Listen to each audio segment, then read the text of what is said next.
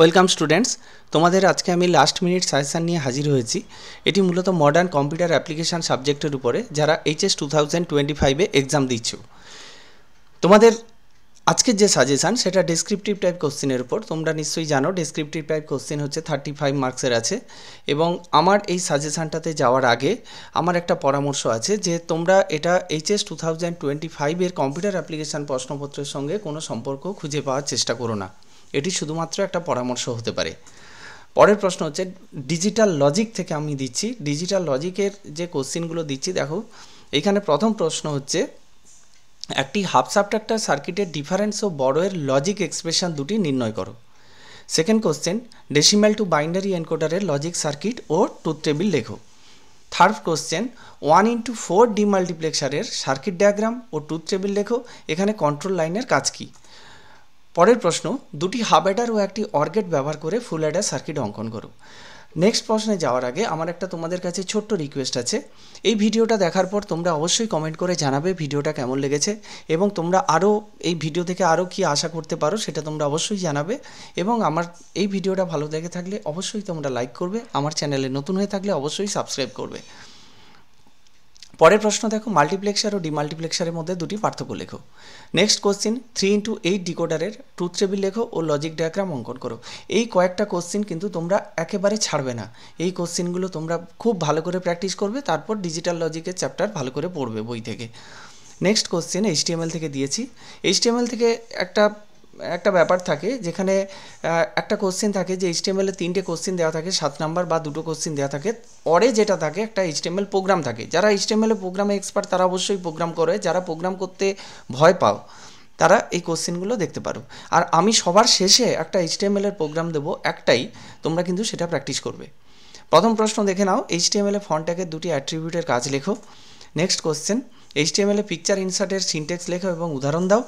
পরের প্রশ্ন HTML-এ heading tag কয় প্রকার ও কী কী, সবচেয়ে বড় হেডিং দেওয়ার জন্য কোন ট্যাগ ব্যবহার করবে।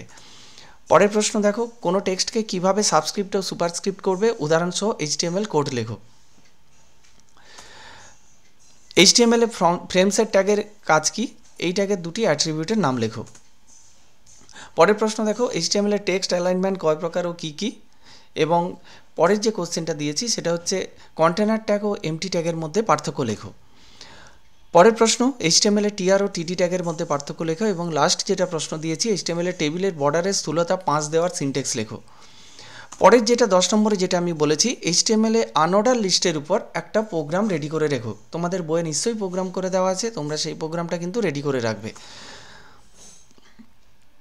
MS Excel থেকে কী কোশ্চেন আসতে পারে সেটা এবার তোমরা একটু দেখে নাও। MS Excel-এ প্রথম প্রশ্ন দিয়েছি, MS Excel-এর নিম্নোক্ত ফাংশনগুলোর কাজ ও সিনট্যাক্স লেখো। Countif, today, now, sum, max, round, mod, product, average.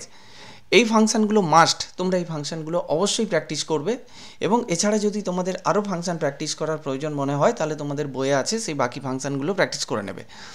পরের প্রশ্ন দেখো, 3 প্রকার সেল রেফারেন্সের উদাহরণ সহ আলোচনা করো। অ্যাবসলিউট, রিলেটিভ এবং মিক্সড। সেল রেফারেন্স এবারের জন্য খুব ইম্পর্টেন্ট, তোমরা এটা খুব এক্সাম্পল সমেত এটা রেডি করে রাখবে। থার্ড কোশ্চিন দেখো, MS Excel-এ ওয়ার্কশিট কীভাবে ডিলিট করবে। পরের প্রশ্ন কলাম, পাই চার্ট বা বার চার্ট তৈরির ধাপগুলি লেখো। MS Excel-এ অটোসামের প্রয়োজনীয়তা কী। পরের প্রশ্ন দেখো, অটোফিলে গোলসিকের সুবিধা কী, অটোফিল অথবা গোলসিকের সুবিধা।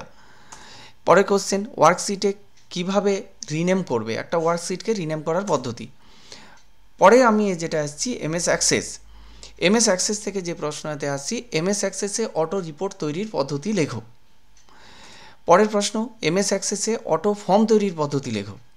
পরের কোশ্চেন সিলেক্ট কোয়ারি ও ক্রস টাইপ কোয়ারির মধ্যে দুটি পার্থক্য লেখো। আর ডিজাইন ভিউ ও ডেটা শিট ভিউর মধ্যে দুটি পার্থক্য লেখো। কোশ্চেন 5 MS Access-এ দুটি টেবিলের মধ্যে রিলেশনশিপ তৈরি করার পদ্ধতি লেখো। Question 6 MS Access objects. MS Access-এ যতগুলো অবজেক্ট আছে MCQ বা SAQ বা লং কোশ্চেনে আসতে পারে, তোমরা বই থেকে 7টা অবজেক্ট সম্বন্ধে একটু পড়ে রাখবে। 7 কোশ্চেন কোয়ারি ব্যবহারের দুটি সুবিধা লেখো। এরপরে আসছি DBMS চ্যাপ্টার থেকে। DBMS থেকে যেটা আছে SQL কোয়ারি আসে, অথবা থিওরিটিক্যাল কিছু কোশ্চেন আসে। তো এখানে আমি তোমাদেরকে সাজেস্ট করব যারা কোয়ারি করতে ভয় পাও বা কোয়ারিতে যদি ভুল হয় তাহলে কিন্তু পুরো নাম্বার কাটা যাবে, তাহলে তোমরা থিওরিগুলো থেকে একটু কোশ্চেন দেখে নেবে। আর এসকিউএল কোয়ারি থেকে আমি কিছু সাজেস্টিভ কোশ্চেন আমি একটা আলাদা ভিডিওতে দেব, এখানে শুধু আমি থিওরি দিয়েছি।